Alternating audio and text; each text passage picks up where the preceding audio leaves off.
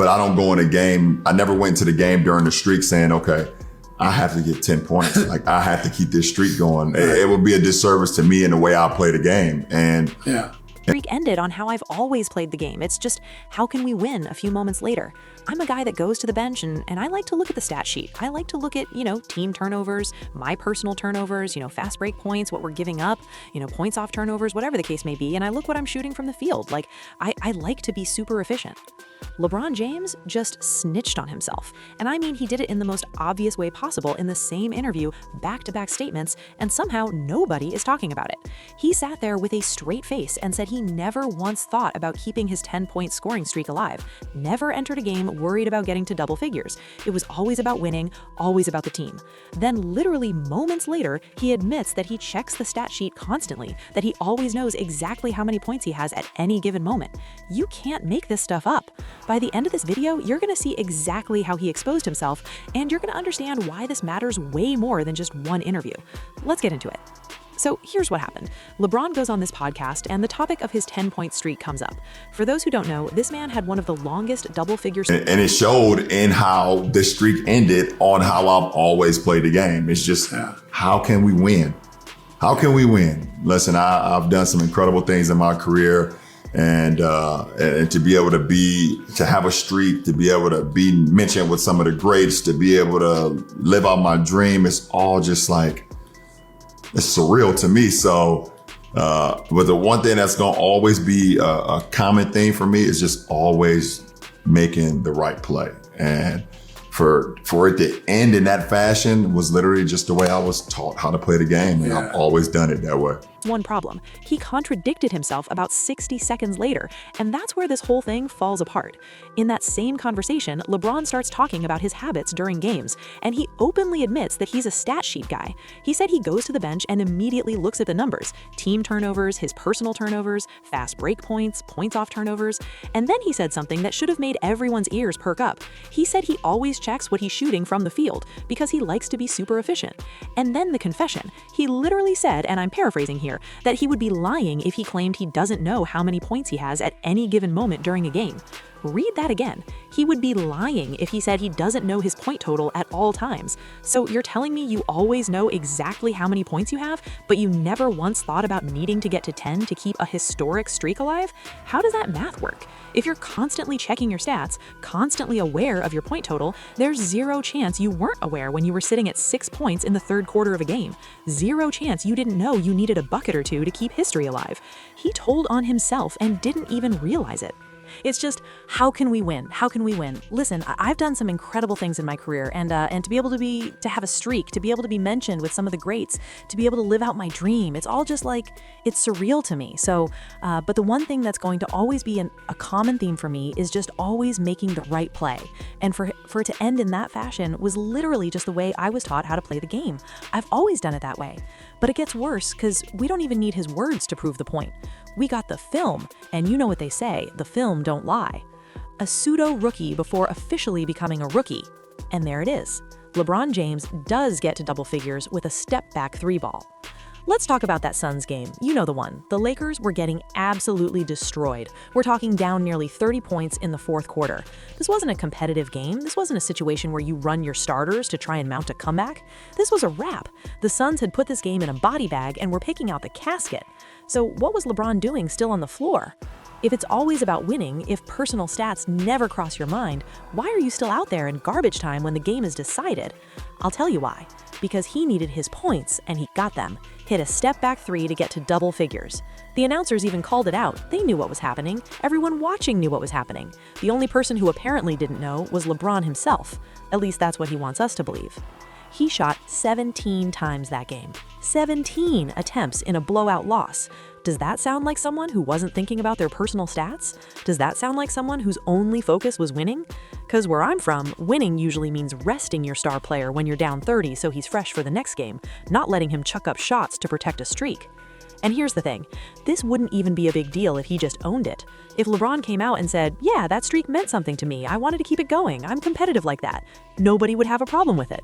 That's actually a respectable answer. That's what competitors do. They care about their records. They want to be great. There's no shame in that. But that's not what he did.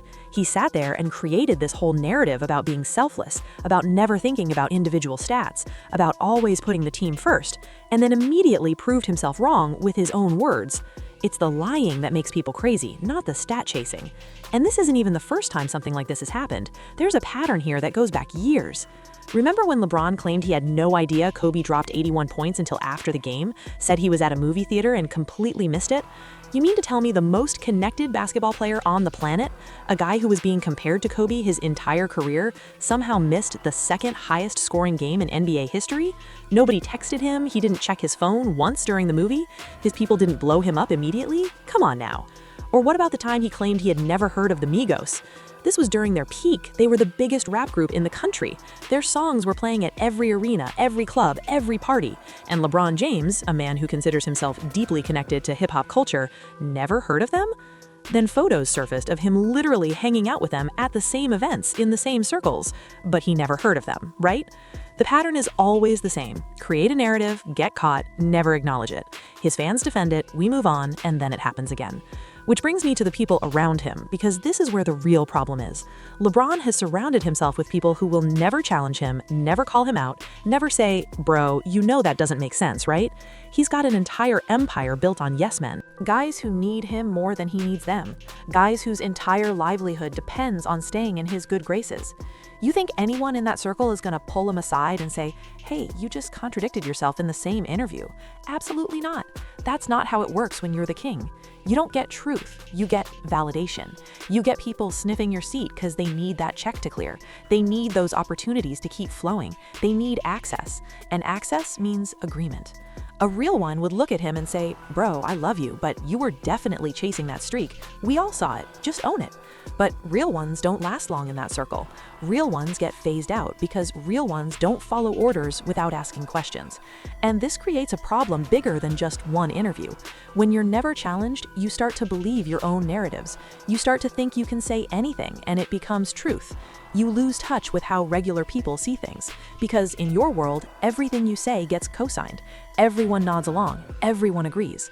So why would you think twice about claiming you never cared about a streak while simultaneously admitting you always know your stats? I'm a guy that goes to the bench and I like to look at the stat sheet. I like to look at, team turnovers, my personal turnovers, fast break points, what we're giving up, points off turnovers, whatever the case may be.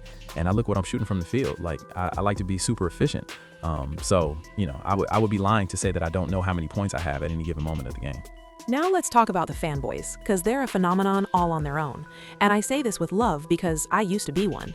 When I was at the parade in 2016, taking my shirt off like everybody else, crying tears of joy, when they brought that championship to Cleveland, I was deep in it. So I understand the psychology. I get why it's hard to see the truth when you've invested so much emotion into someone. When you've defended a player for years, when you've argued with friends and family and strangers on the internet, when you've built part of your identity around being a fan of this person, it becomes really hard to admit when they're wrong, because admitting they're wrong feels like admitting you were wrong, and nobody likes to be wrong. So instead of looking at the evidence objectively, you find ways to explain it away. You make excuses. You attack the people pointing out the inconsistencies. You do everything except actually engage with the facts. And I'm not trying to be disrespectful here. I'm just trying to have an honest conversation, because at a certain point, you gotta ask yourself what you're actually defending, the player or your own ego. Are you upset because someone disrespected LeBron? Or are you upset because someone made you question a belief you've held for years? It's like finding out something you always thought was true isn't real.